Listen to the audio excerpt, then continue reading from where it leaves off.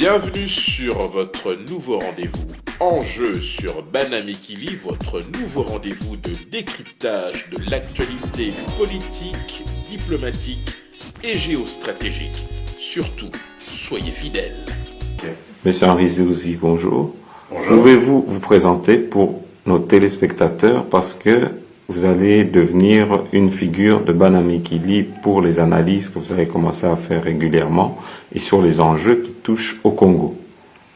Alors, mon nom est Henri Nzouzi, vous venez de l'évoquer. Je suis consultant pour les questions diplomatiques et de politique étrangère, consultant auprès de l'Institut Egmont des relations internationales. Je suis également le directeur de Radio Mboté, la voix de la diaspora africaine. Les questions de gestion, prévention et règlement de conflits m'ont toujours passionné. Il se trouve que lorsque j'exerçais en République démocratique du Congo, j'ai assumé les fonctions de conseiller diplomatique au ministère des Affaires étrangères et à ce titre, j'ai eu le privilège de négocier un certain nombre de documents d'accords, notamment l'accord de cessation des hostilités de Lusaka en 1999, mais également d'autres accords intermédiaires qui avaient pour but de ramener la paix dans la sous-région des Grands Lacs. Et donc je me réjouis de pouvoir désormais vous retrouver régulièrement pour évoquer ces questions d'enjeux politiques et géostratégiques. Merci. Nous allons maintenant directement passer dans le vif du sujet. Nous avons appris que hier, on a arrêté plus de 5, je crois, membres du MLC ou proches de M. Jean-Pierre Bemba. Aujourd'hui, on peut dire vraiment que M. Jean-Pierre Bemba est dans des sales draps. Et peut-être, vous pourrez commencer par nous expliquer ce dont on lui reproche, parce qu'on parle de subordination de témoins. Pouvez-vous nous donner une définition de qu'est-ce que cela veut dire et nous parler directement, rentrer dans le vif du sujet, de tout ce qui touche à cette affaire? Alors la subordination de témoins est un délit qui relève en fait de la corruption et qui est passible, selon le code pénal du pays en vigueur, de plusieurs années de prison. Alors il s'agit d'influer ou d'utiliser par des moyens détournés un faux témoignage chez une personne ou un groupe de personnes qui s'apprêtent à témoigner. En d'autres termes, c'est de pouvoir influer sur le cours d'un procès de manière à ce que l'issue soit favorable à la personne qui bénéficiera en premier de cette subordination de témoin. On parle ici en fait de tentative de falsifier ou de travestir la vérité au bénéfice de Jean-Pierre Bemba. Et donc, il faut bien avoir présent à l'esprit qu'à ce stade-ci, bien que les personnes auxquelles vous faites allusion bénéficient toujours de la présomption d'innocence, mais qu'un faisceau de présomption et d'indices de culpabilité a conduit la Cour pénale internationale à délivrer donc des mandats d'arrêt qui ont été exécutés en vue du transfert des personnes incriminées vers la Haye. Je note d'ailleurs à ce sujet qu'une personne devrait déjà en principe se trouver à la Haye puisqu'il s'agit du député national Fidel Babala. Maintenant, vous pouvez nous expliquer qu'est-ce qu'il en est, puisque M. Jean-Pierre Bemba a joué et on dirait qu'il a perdu. Kabila a été plus fort que lui, dans le sens où on lui a fait croire qu'on allait l'aider à le sortir par le gouvernement de Kinshasa et on lui avait proposé d'intégrer les concertations nationales. Il y a participé. Et plutôt que d'être récompensé ou d'avoir un soutien du gouvernement en place, on voit que même ces hommes, ces plus fidèles des fidèles, sont livrés sans autre forme de procès à la CPI et sans même suivre les lois du pays qui exigent quelques heures de formalité, enfin des jours de formalité. Il est livré comme on livre un bon nègre, donc le blanc demande et le nègre s'exécute. Qu'est-ce que vous pouvez nous dire? Alors, il y a plusieurs choses que vous venez de dire. Je vais commencer d'abord par les conditions dans lesquelles le MLC a finalement accepté de participer aux concertations nationales. Je pense que dans sa grille de lecture des enjeux politiques actuels, Jean-Pierre Bemba a fait le pari de pouvoir faire participer son parti à cette grande messe. Alors, on ne peut pas s'empêcher de penser qu'il y a eu probablement un certain nombre de promesses qui ont été faites. Si tel est le cas, je dis bien si tel est le cas, on ne peut pas dire qu'elles aient été honorées. Vous avez tous suivi l'embarras avec lequel le MLC a dû justifier sa participation à ces concertations, après avoir participé quelques semaines plus tôt à un conclave de l'opposition où il était apparu important de clarifier les conditions d'organisation de ces concertations, puisque la plupart des partis s'étaient accordés sur un respect strict des termes de l'accord cadre d'Addis Abeba, mais également de la résolution 2098, qui recommandait effectivement un dialogue inclusif. Et finalement, le MLC s'est prêté au jeu en allant participer à des concertations où, le moins que l'on puisse dire, la famille politique du chef de l'État se taillait la part du lion, et où il y a eu visiblement une volonté d'aller, j'allais dire, renforcer la majorité actuelle.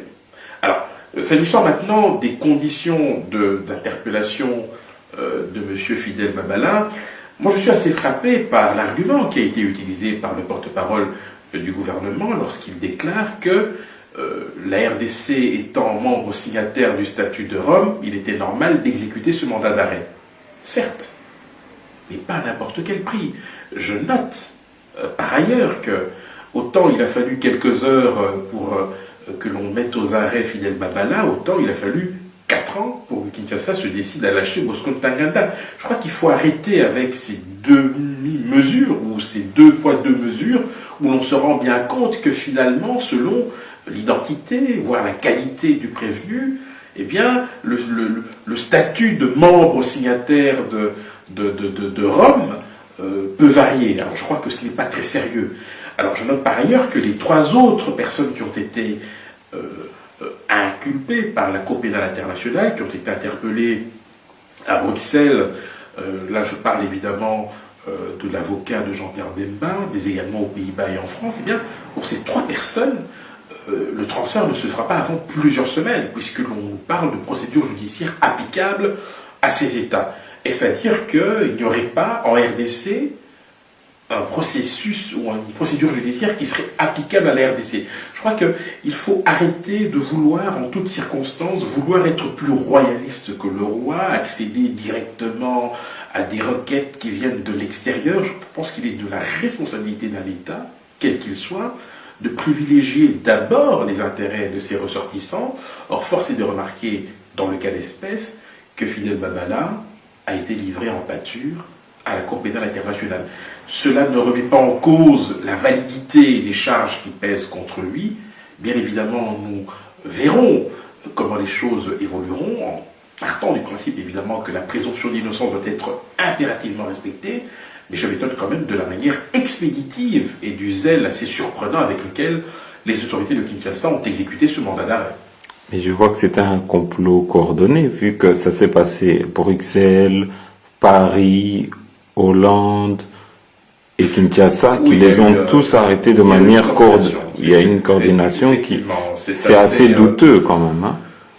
Probablement, mais n'oubliez pas que vous avez affaire à la Cour pénale internationale. Je crois que la Cour pénale internationale, malheureusement ou heureusement, c'est selon, aujourd'hui est au cœur de la polémique, puisque vous avez suivi récemment la tentative des chefs d'État africains, notamment dans le cadre de l'Union africaine, de soustraire leur père, hein, le président kényan et son vice-président de la Cour pénale internationale, arguant du fait que la Cour pénale internationale s'attaquait systématiquement aux chefs d'État africains, mésestimant ou méprisant leur immunité et voulant se faire de la publicité. Il y a une part de vérité dans cette manière de voir les choses, mais n'oublions pas non plus qu'il y a eu au départ de la Cour pénale internationale un devoir de vérité et une volonté de rendre la justice. Alors on peut évidemment déplorer le fait que cette justice cible prioritairement les plus puissants, mais on ne peut pas à la fois déplorer le fait que l'on s'attaque à certains et qu'on en laisse d'autres dans la nature. Nous verrons comment cela se fera. Mais il est clair qu'aujourd'hui, Jean-Pierre Bemba, avec cette affaire, se trouve en fâcheuse posture, d'autant que c'est la première fois depuis la création de la CPI en 2002. Je rappelle que le statut de Rome qui institue la Cour a été signé en 1998, mais que la Cour a été effectivement créée en 2012, ce qui explique d'ailleurs que cette Cour ne peut juger que les crimes qui ont été commis à partir de 2002 et pas avant. Eh bien, force est de remarquer que pour la première fois depuis la création de cette Cour pénale internationale, la subornation de témoins va être le principal chef d'accusation dans une affaire instruite par cette juridiction internationale. Quel avenir pour Jean-Pierre Bemba et quel avenir pour le MLC avec des assassinats, des arrestations? C'est quand même un coup dur pour ce parti-là. C'est un coup dur. Je crois que même si l'on n'est pas membre de ce parti, on ne peut que compatir et se sentir particulièrement concerné par ce coup du sort. Le président provincial du MLC pour le Bas-Congo est la troisième personnalité de ce parti à être sauvagement assassiné. C'est quelque chose d'inédit dans l'histoire politique de notre pays. Là, vous avez effectivement, pour Jean-Pierre Bemba, déjà son procès, en tout cas les audiences ne reprendront qu'au mois de mai, alors qu'il y a de cela 6 mois, on vous annonçait une reprise pour les prochains jours. Là maintenant, ce sont les vacances judiciaires, et vous voyez que plus le temps passe et plus il joue contre lui, plus les charges s'accumulent. Il fut un temps, il n'y a pas si longtemps d'ailleurs, que Jean-Pierre Bemba semblait reprendre confiance et l'on pensait une issue probablement proche, surtout avec la perspective de ces concertations nationales qui allaient matérialiser au fond cette fameuse cohésion nationale. Mais visiblement, il n'en est rien. Cela n'a ni empêché la persistance des agendas cachés et encore moins les motifs inavouables et encore moins cette volonté clairement affichée par les adversaires politiques de Jean-Pierre Bemba de le maintenir le plus longtemps possible à l'ombre. Mais vous savez, nul ne peut se prévaloir de ses propres turpitudes. À l'inverse, nous pouvons aussi dire que le MLC a pris des décisions hasardeuses, s'est engagé sur des voies parfois même douteuses, dans la mesure où son appréciation de la situation n'a pas toujours été celle que l'on pouvait attendre d'un très grand parti. Je reste convaincu que c'est un parti qui a encore de l'avenir, mais est-ce que c'est un parti qui pourra s'affranchir un jour de la tutelle de Jean-Pierre Bemba? Je n'en sais rien.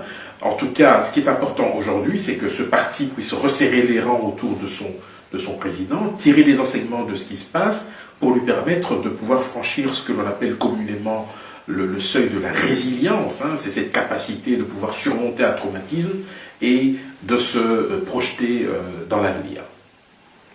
D'accord. Et pour l'avocat qui a été arrêté, Oui. c'est aussi un inédit qu'on puisse arrêter un avocat comme ça. Il est aujourd'hui en prison ici à Forêt. Oui. Je veux dire, est-ce que vous croyez que tout ça, dans un pays d'état, dans des pays d'état de droit où il y a la démocratie comme en Europe, et qu'on puisse accepter comme ça qu'on arrête des gens? Le principe de base pour un pays, quel qu'il soit, même lorsqu'il est signataire, État signataire et membre donc de ce fameux statut de Rome, c'est tout de même de privilégier l'intérêt de ses ressortissants.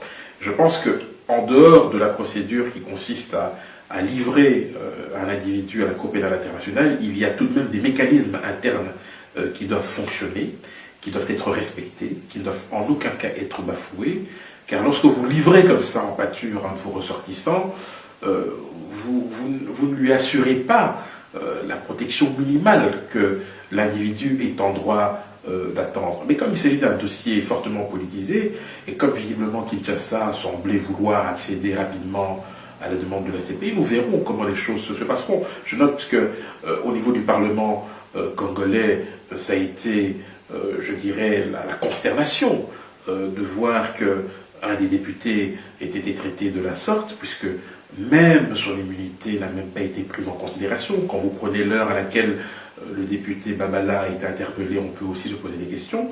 Vous parlez de l'avocat de Jean-Pierre Bemba.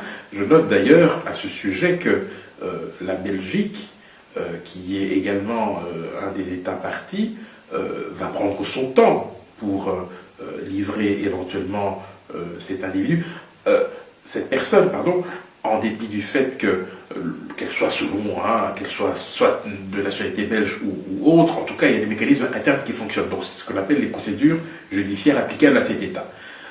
On sait que c'est dans plusieurs semaines. Ce sera aussi le cas des 2 autres personnes interpellées aux Pays-Bas et en France. Alors, quand on vous dit qu'il a fallu quelques heures pour livrer M. Babala, moi, je serais tenté de dire au Congo que le délai raisonnable pour livrer un suspect à la CPI est de quelques heures pour un député national et de quelques années pour un chef de guerre. Bon, vous voyez que tout cela n'est pas très sérieux et pose effectivement question. Parce que, je vais vous le rappeler, il y a un député national qui est d'ailleurs en prison pour des propos qu'il aurait tenus juste par rapport à la guerre. Il s'agit d'un député du MSR, je pense, un parti qui appartient à la majorité. Oui. Vous avez vu cette personne qui a été arrêtée, je pense, à l'Est, et dont le parti avait menacé de quitter la majorité, mais ne l'a pas fait. Vous savez que les convictions politiques en RDC sont souvent à géométrie variable. Je crois que le ventre a plus d'importance que les idées. Voilà, bon, nous sommes dans un contexte. Vous savez, tout est propice à ce genre de choses, de situations qui sont... Mais il y a quelque chose qui m'étonne là-dedans quand même. C'est que chaque fois que nous avons quelqu'un qui essaye de dire des vérités sur ce qui se passe, surtout dans ce dossier-là de l'Est, il doit être étouffé, enfin on doit être ou soit emprisonné, soit abattu. Et c'est devenu fréquent au Congo.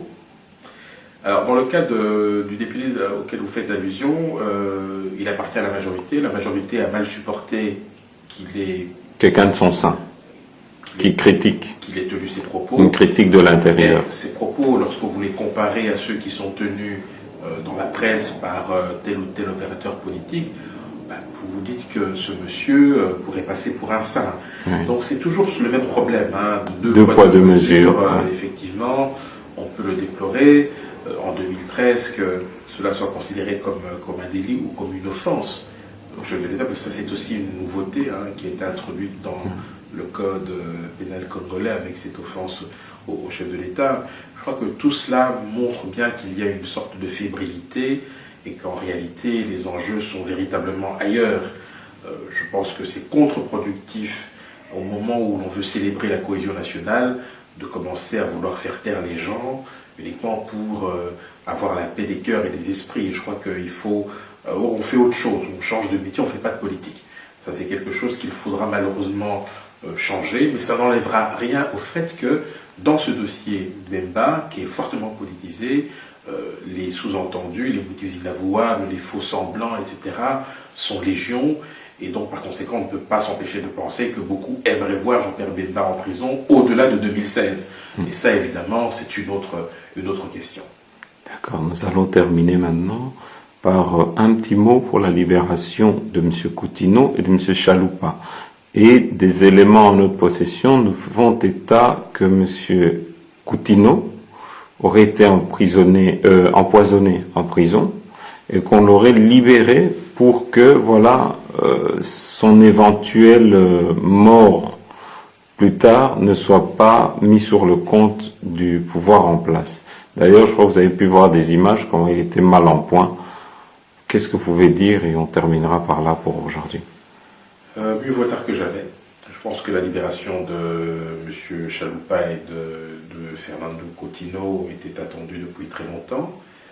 Certains avaient même envisagé que cette libération intervienne avant même les concertations nationales, mais moi ce qui m'étonne, c'est que l'on ait attendu les concertations nationales pour pouvoir accéder à cette demande, comme s'il s'agissait d'un événement exceptionnel. Donc de ce point de vue-là, je ne pense pas que le pouvoir se soit grandi.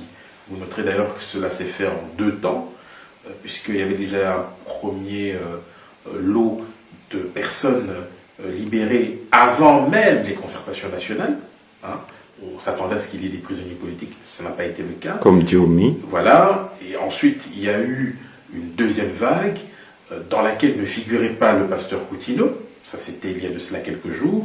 Maintenant, nous savons qu'il a été aussi libéré, mais je vous fais observer qu'il y a encore M. Diomi Ndongala et d'autres personnalités qui, pour des raisons de délit d'opinion ou pour des raisons politiques, sont embastillés. Tout cela n'est pas du tout sérieux en 2013.